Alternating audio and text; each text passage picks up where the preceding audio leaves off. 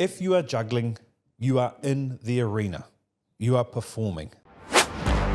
Welcome to Focus Focus. Voices leading change. I want to talk to people today about the ability to juggle in life.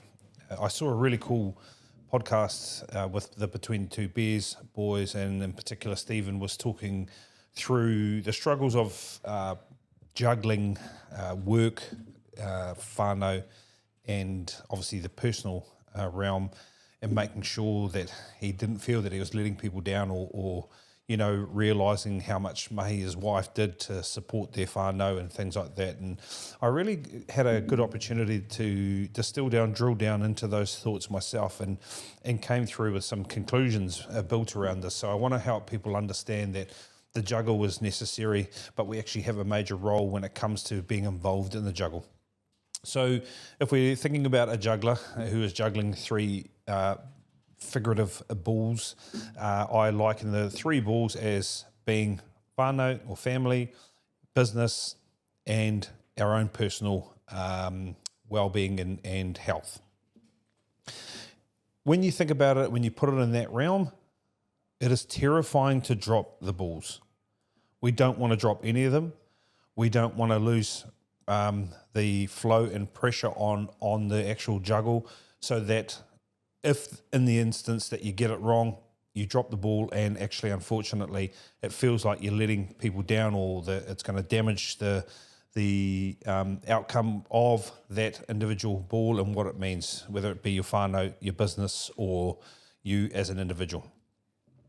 And I want to explain a few parts in that, and recognising that juggling is actually part of your involvement in all of it, and also to the fact is that you do have to drop the balls a few times, because that is actually part of the growth cycle. So it was fascinating in my own way when I was distilling that down. I thought about a few of the key points to being involved in the juggle. The first thing is that we have an active role in those aspects. When you are juggling, you are actually the person juggling the balls. They don't just juggle themselves. And that's an important factor to understand, that you have a major role in the juggling act, and that it is up to you. It is entirely up to you, and you have a chance to really control tempo, speed, height, the implements that you're using, all those factors. When you realise that the juggle is actually entirely on you, then you can start to make moves and take control in that space that allows you to make sure that the juggle is being executed how you want. I think it's important to understand that it requires your ability to master your timing. So when you're thinking about that factor, you think about great jugglers, the timing looks very easy. It looks like they're very natural at doing that. But the reality is, when you are in control of the timing, that means that you can control the tempo of what's going on. You can control the energy that requires the ball to stay in the juggle, and ultimately you get to determine the path of that sense of that piece of the equation that allows you to keep the juggle going. I think the third part also, which is a really critical part, is it allows you to stay present. You cannot be a juggler and not be present in some way in what you are doing. And you will become way more skilled in some of those facets. You see those people who are expert jugglers and they're very good at it. It looks like they're not trying, but they are entirely present and in flow when working in that space. And I think that's a critical part to a lot of this.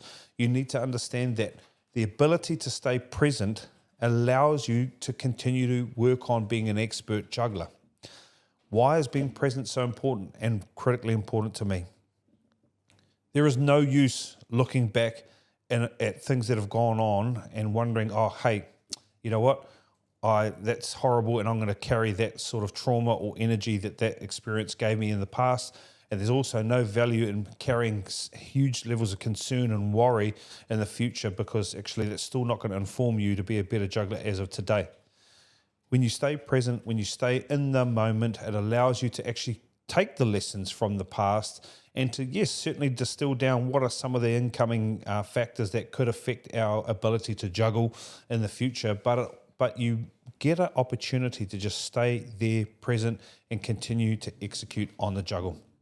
We've teamed up with Quest Mount Maunganui to bring our listeners an epic deal. Use promo code MOUNTY for an extra 5% discount when you book direct. Plus, if you book via the Quest app, website, email, phone, or walk-in, you'll earn one Air Points dollar per $40 spent and go in the monthly draw to win your stay back.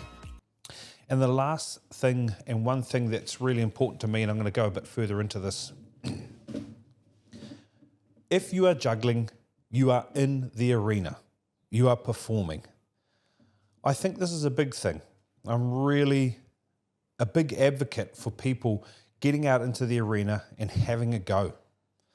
When you're out there performing, you adjust quickly for what comes on in front of you. And I spoke to someone this morning, another business owner, and Si was talking to me about having the ability to maneuver.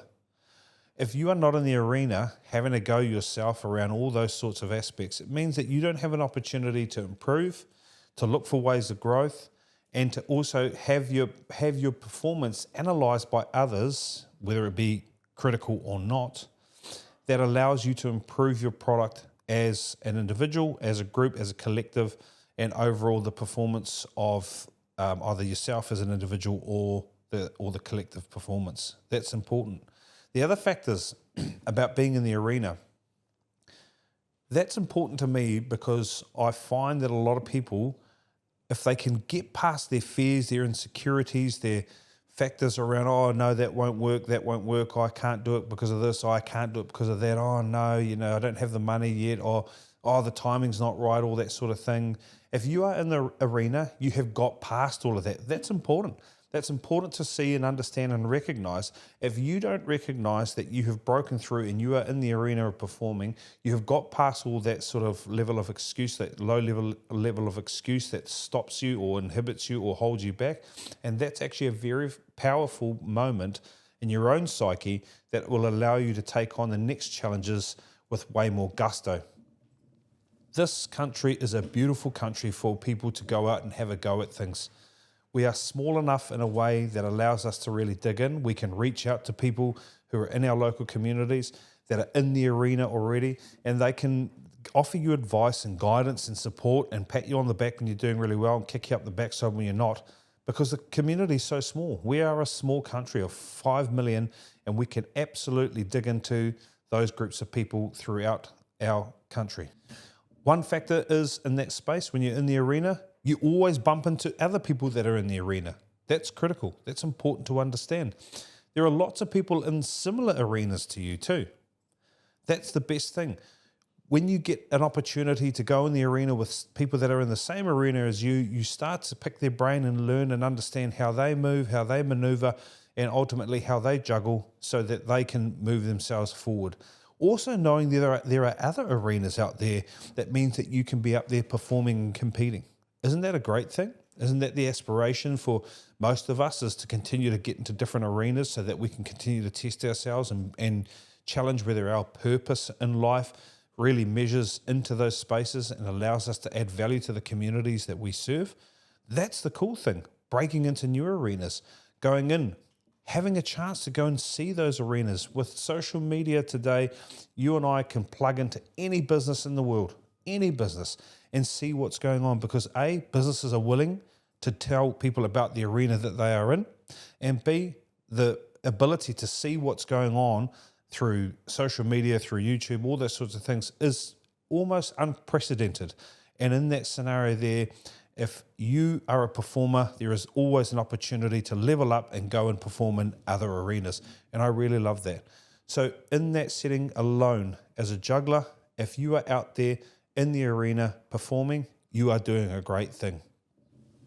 Just to really wrap up, and I love the analogy of the juggling, of the family, of the business, of oneself. And I'm going to talk to those small parts individually. They only work when really well in the juggle when they're working together. No one's really impressed if I'm just juggling one ball, right? You won't sell out circuses with that. I don't know if you'll even sell out circuses with juggling 2, but you can really draw some attention when you start juggling 3.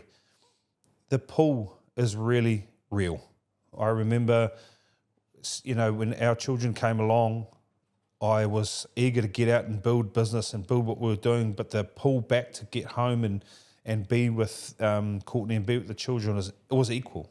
And it was the equal and opposite forces in that space that really continued to drive me to get out quickly and get out and do what I had to do, and then get home and do what I had to do as being part of the family unit.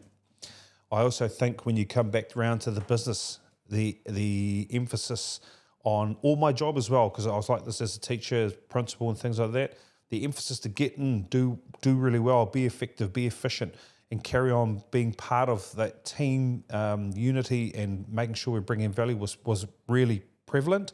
But then I was also in that space where I had to make sure that I was digging into my own personal space that allowed me to continue to juggle that ball and juggle it really well.